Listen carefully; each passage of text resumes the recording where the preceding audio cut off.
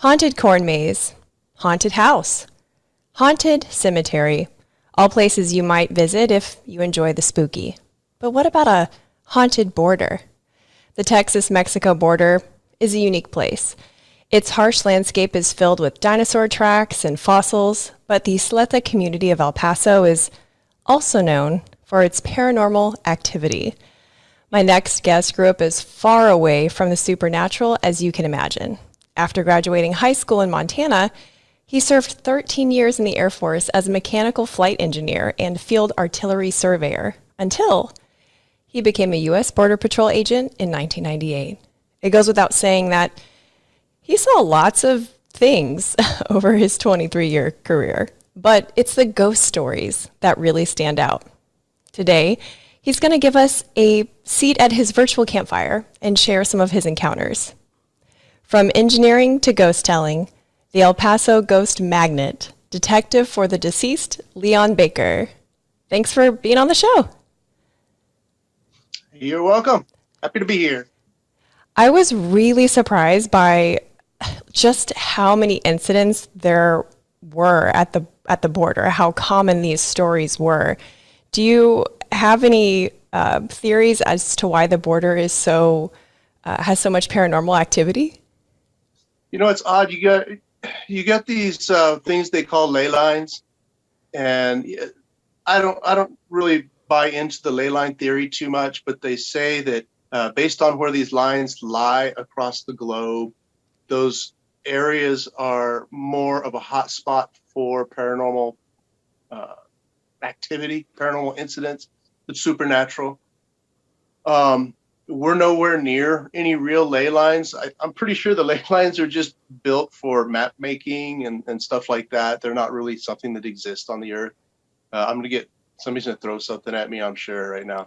But I've heard that theory too, like around like Skinwalker Ranch, and I think the pyramids are a part on this ley lines. So, but that's interesting that you don't really buy into it. You actually weren't even a big spooky fan until a lot later in life, and because you had personal experience with the supernatural. Is that what made you get into it?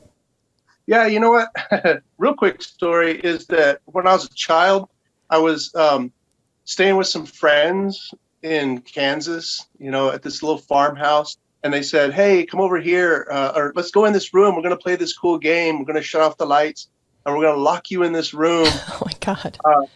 And it happened to be what they used to call the coffin room, where they would keep the deceased during the wintertime until it was unheated, so it refrigerated the body. Oh my gosh. And all these old farmhouses had this until the ground was thawed out enough so they could put them in the ground.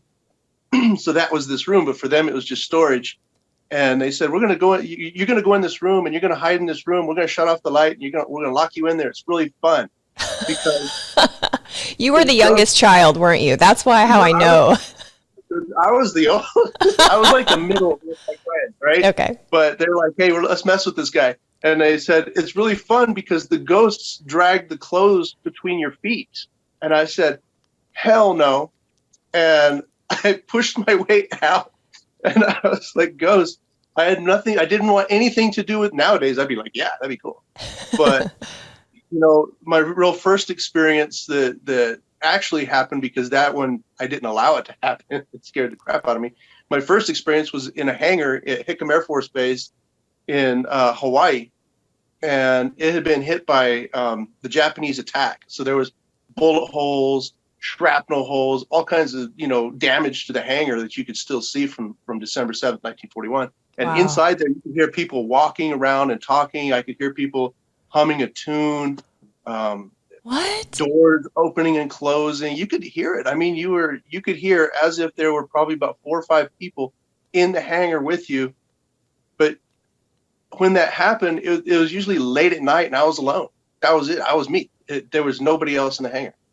I figured out it was residual. I didn't know what residual meant, but I was looking at one of the doors between the hangars, like the sides, and I hear it open and close by itself. It's probably 4 o'clock, 3 o'clock in the morning, and I hear it open and close by itself, and I was staring right at it. And I was like, that thing didn't move. Oh, these are just echoes. These are just like supernatural echoes of people in the past. That's all that is. So it really didn't freak me out. After that, I just knew that it was just sounds. Okay, so you've already diving into terminology I do not know. So residuals, that's like a type of ghost? Yeah, it's not really a ghost. It's sort of a residual energy, sort of spark from the past. It's an imprint of energy left by a living person. So if the conditions are just right, it kind of replays itself. Some people call it the stone tape theory. There's all these theories, that originated back in the old days. But it's sort of like the building actually records the activity in its structure. Oh, interesting. Yeah, it's like a record player, and you put the needle on the record player, it plays the music. Just like this, if the conditions are right, the electrical conditions, the atmospheric conditions, maybe the earth itself, when all that stuff is just right, it replays this activity that took place, 500 years ago, 1,000 years ago, whatever it is. They've seen Romans walking on English roads, like in a column, except they're like up to their waist in the ground because the old road is 3 feet lower underneath the ground. So we call that stuff stone tape theory. It's sort of a residual type of haunting where it's not intelligent, so you can't interact with it, so that's what I was dealing with there. Is you couldn't react. There may have been some, actual intelligent haunting going on. I certainly wasn't going to go look for it. And I didn't even know that was possible back then. Well, I didn't even think about there being different types of ghosts because I don't know. I just put all of it into one category in my mind. So, I mean, what is your theory on ghosts? Some people think it's telepathic entities projected into the world from our minds. Some people feel it's, spirits that have unfinished business. A lot of Christians feel that it's demons playing tricks on you. Do you have a theory? Yes, I do. There's a lot of different things out there that we don't know about. I mean, we're discovering different types of spiders like monthly, there's things we don't know. And I think a lot of the paranormal entities that we know that we think are ghosts or supernatural or something like that is just something we haven't discovered yet, like shadows. My theory is the shadow person is actually an animal. It's just an energy type of animal that we haven't quite figured out how to capture. What's the shadow animal? Yeah, it's like a shadow. I mean, it looks like a person. It could take different shapes. It can camouflage itself in a room, like in a corner where it's a little darker. It'll be there, but you can't see it. It can't understand language. This is what we've discovered, being an investigator and working with these things for the past 10, 11, 12 years, is that they don't understand language of any sort, but they understand body language. So you see it, you face it, it takes off. It understands body language like an animal does, like a dog does. So, yeah, so it's at that point, somebody says, once science understands that we have that shadows do exist and shadows are something that can be measured and studied and put in a zoo or whatever. You can imagine that exhibit. Right. But once they understand, once they believe science accepts the existence of these things, that's when the ghost hunter will become the exterminator. And, it wouldn't be funny anymore. But that's just shadows. And there's so many. We've seen so many. Me and my team have seen so many different odd things that we just don't understand. Like what appear to be like, for a lack of a better description, like flying black shadow snakes in a room. We sat there and watched these things. They would appear, they would just and be gone. And they were like this a portion of a shadow that were just floating through the room. They were there for like maybe a half a second. Wow. And did you see that? Yes, I saw that. Yes, I saw that one too. We're all seeing these things in the same room. I don't know what they are. I don't know. So your theory is mostly we don't know. Yeah. Yeah, I think that's actually a really good theory because then you're not set in one thought and certainly in your line of work, you experience lots of, different types of paranormal activity. And for those, we're kind of skipping ahead a little bit. So to make sense of when I say his line of work, he's actually the owner of El Paso Ghost Tours. And so he has not just his Border Patrol experience, but also experience in one of the most haunted regions in Texas. But let's skip to the Border Patrol experience.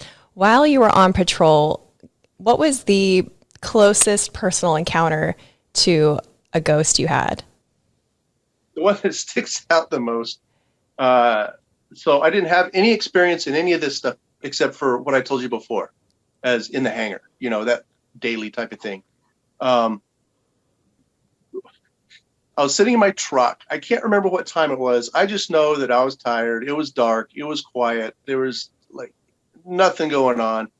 And it was like, I was parked in a colonia. We call it a colonia. It's like a little neighborhood, literally 100 yards from the border. And I'm parked right there and just kind of chilling out. And I'm listening to the radio, AM radio. This tells you how long ago it was, sitting in my Bronco. And all of a sudden, there's somebody sitting next to me.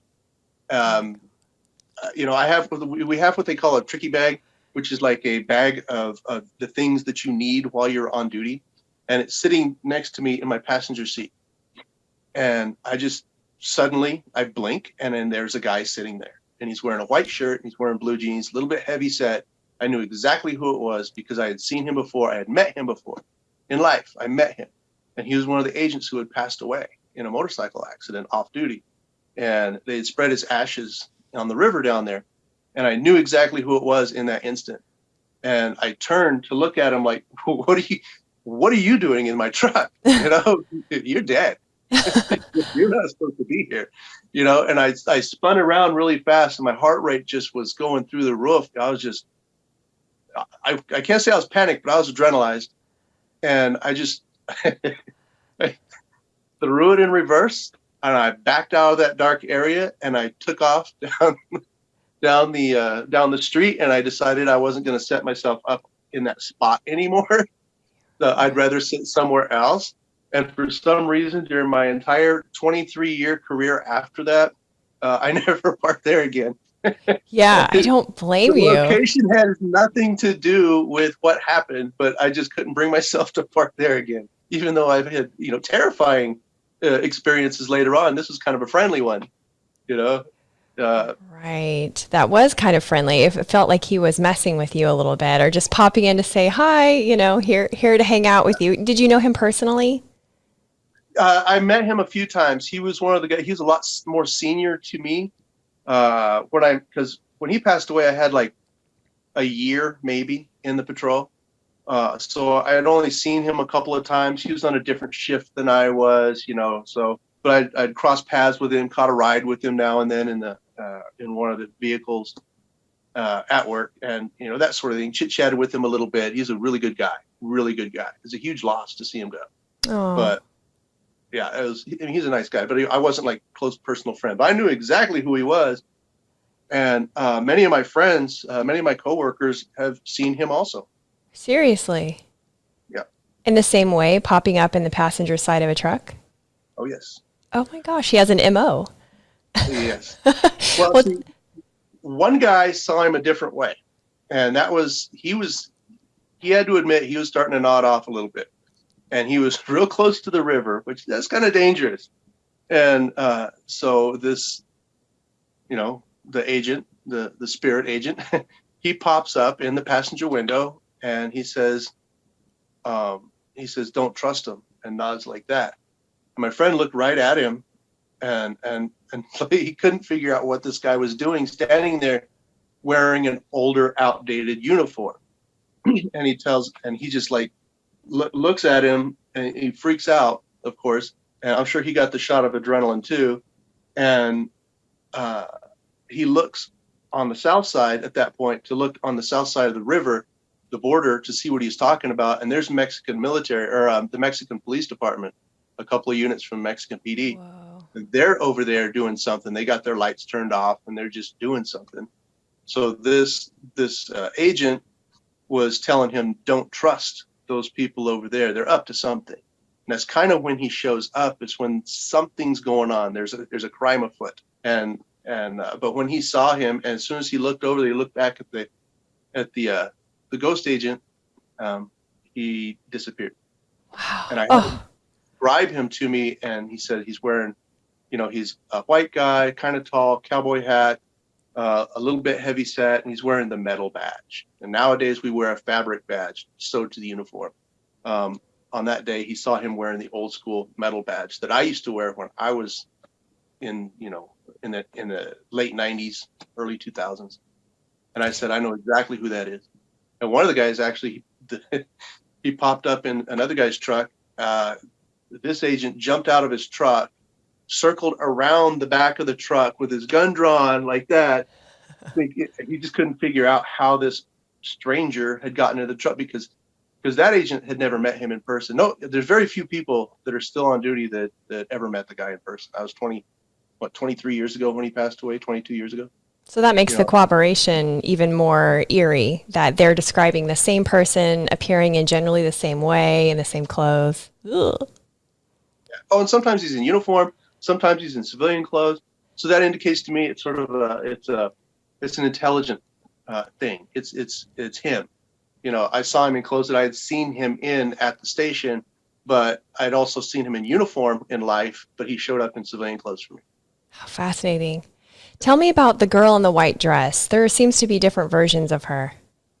Yeah, this is the one. I mean, I read about her through Rocky Elmore's book, but I've also heard from other agents that had been stationed over there that they had seen her also. They had seen her walking on a ridge line by herself. We're talking like a 5-year-old girl, and she's walking on a ridge line by herself. She gives off her own little glow and stuff like that. I mean, I think the most terrifying incident that happened was when the agent saw a child in a white dress in the water. There's like a stream that runs through there or something like that. And she was laying face down in the water, and he runs back to his truck to call it out.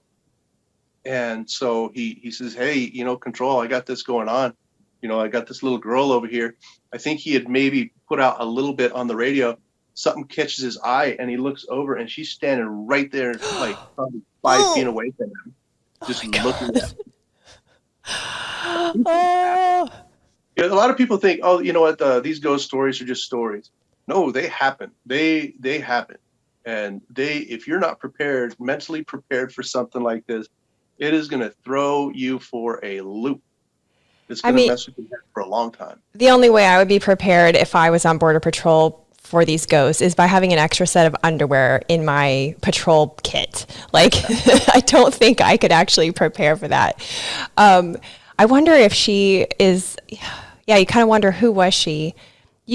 That area is pretty popular for migrants coming over and coyotes bringing groups of people over.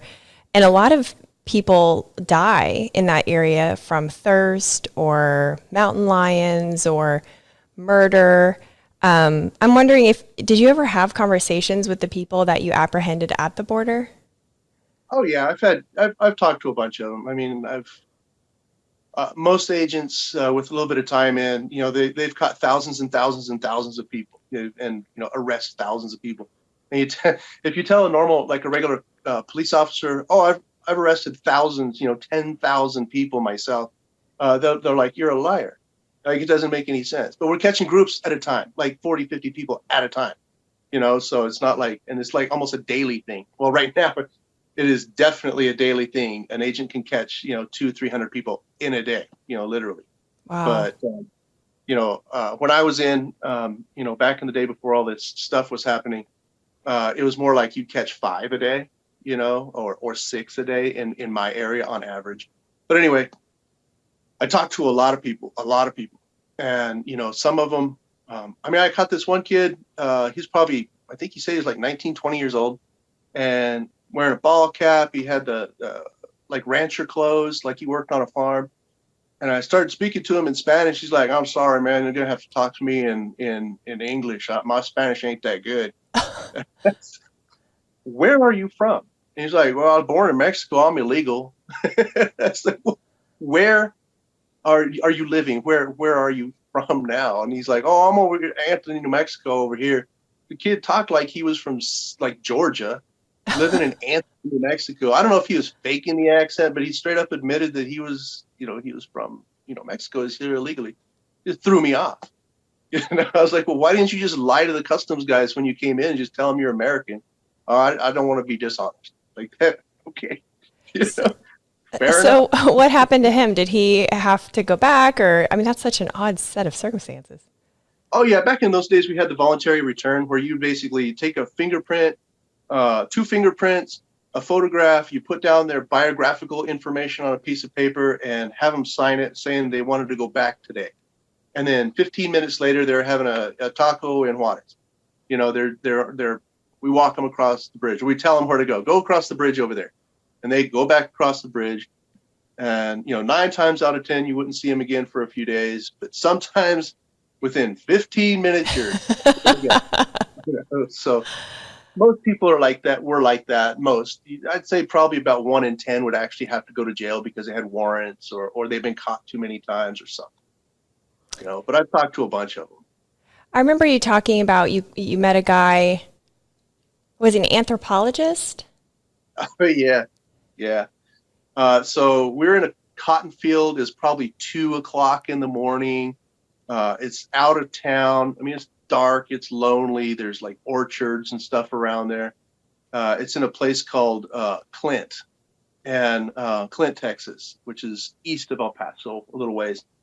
And so we caught this group of probably about 25, and we pulled them out of this cotton field. Cotton can get pretty high. And so we pulled them all out of this cotton field. We got the last of them. We had them lined up on the road. And we're asking each of them, just random questions. What do you do for a living? Where are you from? Where were you born?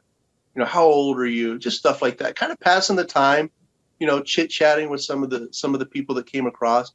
And one of the guys tells me, he goes, hey, I'm going to have to drop the F-bomb here, okay? You have green light. Go ahead. Okay, he goes, hey, Baker, this guy says he's a fucking anthropologist.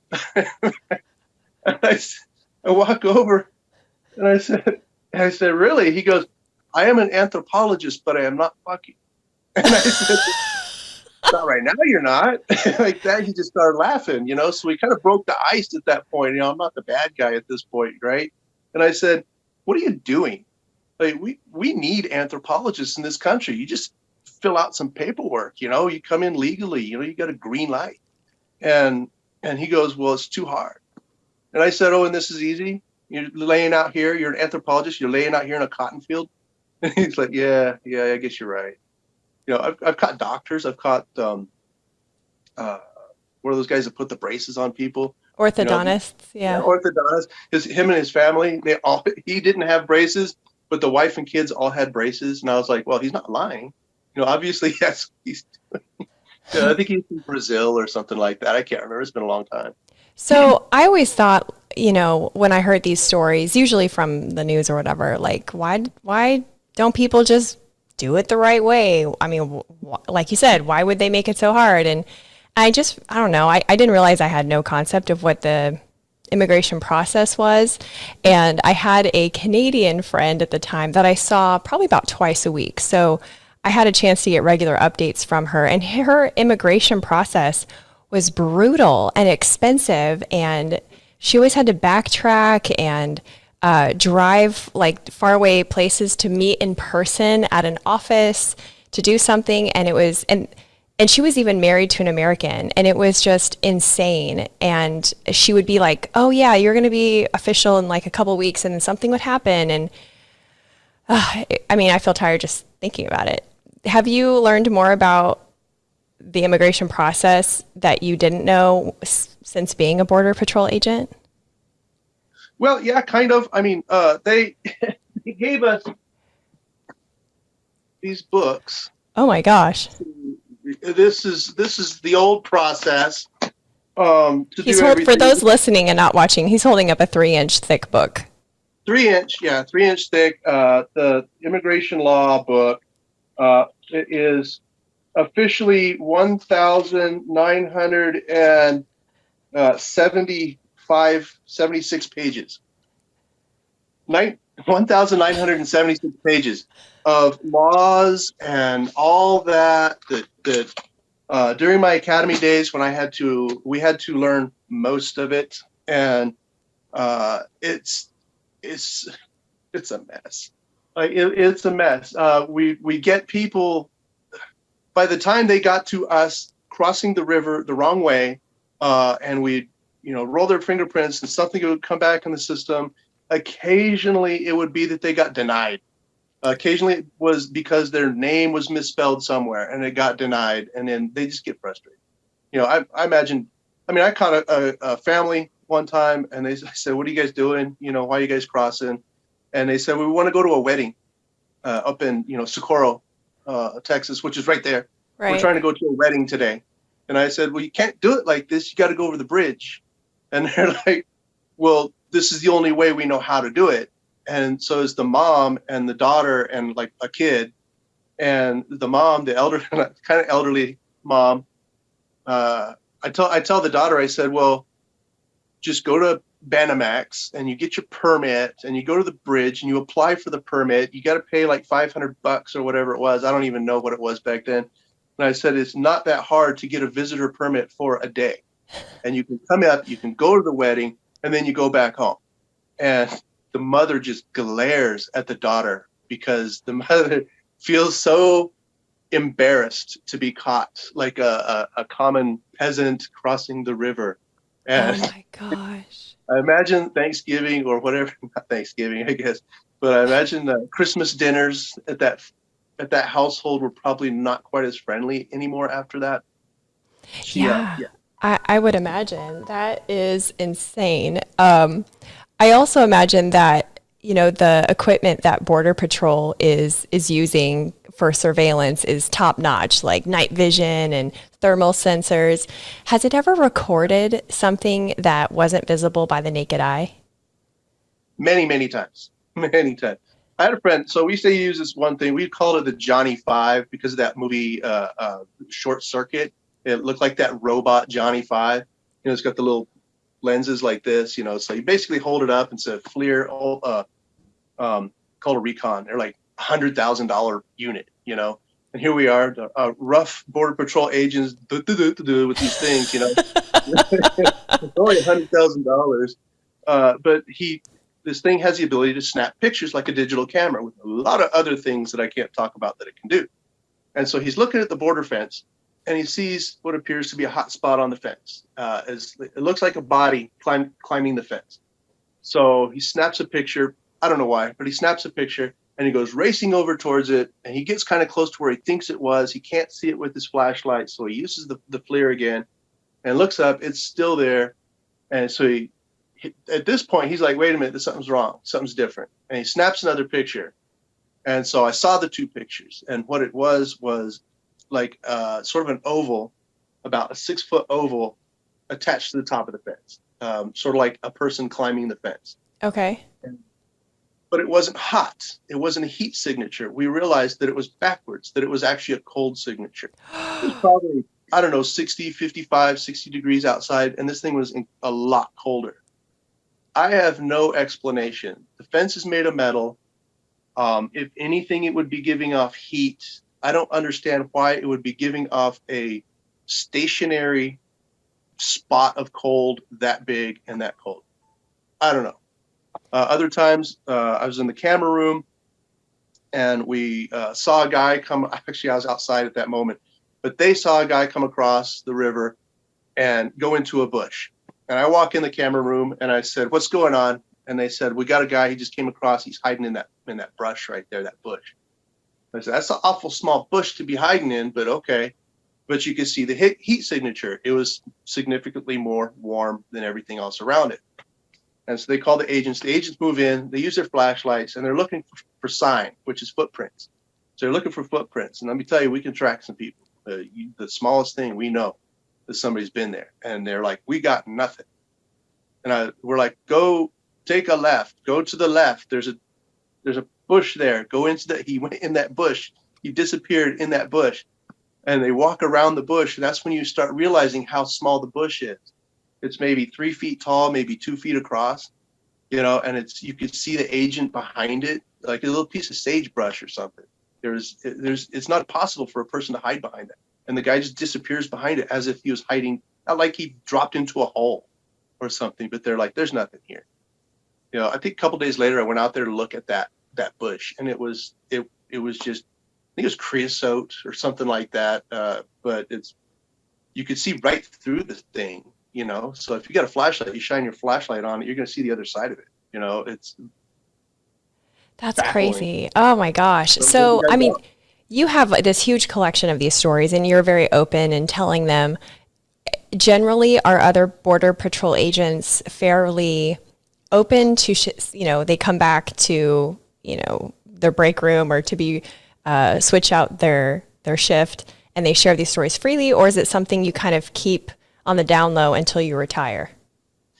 A little of both. So people have realized that I was a good, I guess, somebody to talk to about that sort of thing, because they know I'm legit. I'm not faking stuff. They know that I'm not going to sit there and make fun of them or anything like that. Call them crazy. And so a lot of these guys tell me a lot of things that happen to them, but they won't tell other people. They'll tell me. Because they know they can trust me with that. And I'm not going to sit there and tell, oh, he says that. He's crazy over there. No, I'm not going to do anything like that, So they tell me a lot of things. And I've heard some terrifying things. I've heard some things that I just don't understand. I can't understand certain, they're seeing these certain things. And I know they're not nuts. They're not mentally ill in any way.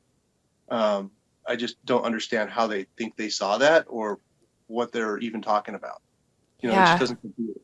I mean, we are very used to ghost stories here in Pensacola, Florida. I mean, this town was first colonized in the 1500s, and they used to report our ghost sightings in the newspaper because there was that little going on. And so we have lots of stories of ghosts that are documented from in the past, but also it's pretty common to, report these things, but it's as, in current day. But even with that in mind, it feels like the border is just, a little special.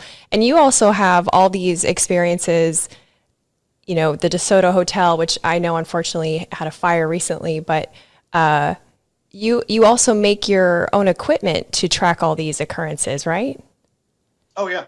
I buy a lot because it's just easier and it does what I want it to do. But I do build some of the things. Like I built this, I've tried to invent certain things based on the theories that I thought were true.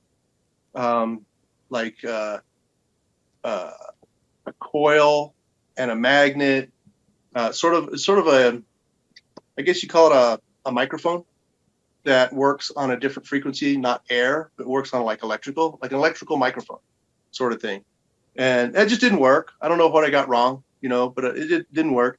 But I also built what they call a portal, which is it's an invention made by a guy named Steve Huff, and he's beyond what I'm using. Mine's kind of analog. He's up to digital at this point, and his communication is phenomenal, and it's legit. I mean, I'm sure he's got to record for hours to get 5 minutes of good stuff, but the 5 minutes of good stuff is good, and it's there.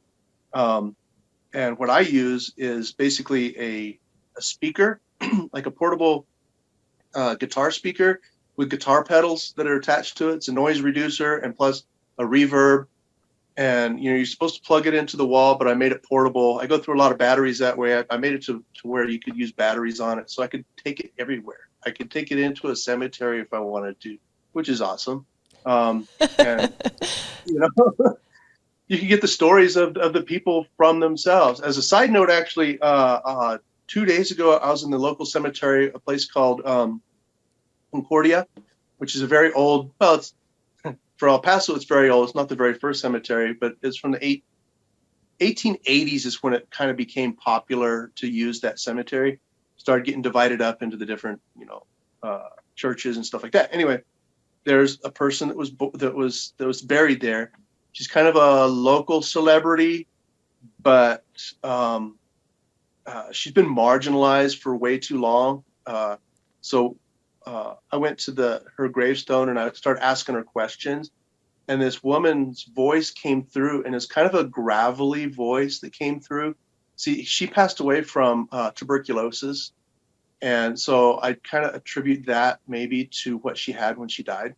But her voice came through, kind of a gravelly voice, a little bit older. And she was a little bit older when she passed away. So I started asking, what year were you born? Because the headstone says 1860 something. And so she didn't answer that. But I said, where were you born? Why is your name, because her name's Florida. I said, why is your name Florida if you were born in Illinois? Because all the books say Illinois. Well, she said she was born in Cuba. And I was like, well, that's not in the history books. That's not there. But it makes perfect sense because she appeared Mexican, but she was Black, and she spoke really good Spanish, and she ended up living in Mexico for a while and stuff. I'm like, well, this makes perfect sense. She's Cuban. Yeah. So you think she was Afro-Caribbean? Yeah, I think so. I actually think so. So her last name was Wolf, and one of the biggest slave traders in Cuba up until about 1885 or something like that. Like 20 years after the Civil War, when it was made illegal in the United States, way after it was made illegal, like in England and places like that, Cuba was still trading. They were still doing it, and the family's name was De Wolf. So I was like, well, De Wolf and Wolf. She, obviously she wanted some last name, and that's probably what her family decided to use was Wolf, kind of identify themselves as being victims of that family at the time. Wow. And I was like, well, now it makes sense. It's not in history books. It came from her, and she passed away like in, I don't know, 110, 115 years ago, and she's telling me herself where she's from. Nobody knows this stuff. Oh, and I thought that was really incredible. That is incredible. You really are a ghost detective. Well, I'm trying. Yeah, I'm trying. I just like to unravel these things, I want to give the people the respect they deserve. I don't want people to misread history and believe the wrong things. History is always written by the wrong people, I think. And, you'd be surprised at what you can uncover once you start really digging. These big historic events are not what you think they are. It's just crazy. I believe it. The government saves what they want to save. You go to look at certain treaties and what led up to certain treaties, and the government says this is the official story. And then you start looking at eyewitness accounts that were written 200 years ago. These people were there, and you start putting these things together. The general's memoirs, stuff like that. You start putting these things together, and it starts making sense. You piece these things together. Where were they? What were they eating? What was the attitude, etc. Well, the official story doesn't make any sense now. So then you have to realize that the true history is different. And that's why I like talking to the dead people, because they could tell me what they knew if they decide to. You are definitely not a typical ghost tour guide. So I love it. Before we sign off, tell everyone where they can find your tours, and definitely on socials where they can stay in touch with what you're doing on your tours. So my company's called El Paso Ghost Tours. This is our logo right here. So if you see that on social media, that's going to be hopefully it's going to be me. Our Facebook page, we have about 14,000 followers, a little bit more than that. It's really slow right now because Facebook decided they didn't like something I posted in February. Oh. I posted a picture of Richard Ramirez, for crying out loud. It's part of my business. It's a ghost tour. We do creepy stuff. And they're like, no, you can't do that. So you're out of here. So, but we got a quickly growing Instagram page. It says El Paso Ghost Tours. It's got a logo. So that's where you can see a lot of the stuff too. Perfect. Well, I look forward to staying in touch. You know, if you're ever in Pensacola, you are just obligated now to get in touch with me, and I'll do the same if I'm in El Paso. Thank you again. This was really awesome. Right on. Hey, you're still here. That's awesome. I hope to see you next week too. I talk with the most interesting people that you've probably never heard of. Most of them are paradoxical and bring an opportunity for you to grow as a person. So if you like bright, meaningful entertainment, be sure to subscribe and hit the bell for notifications.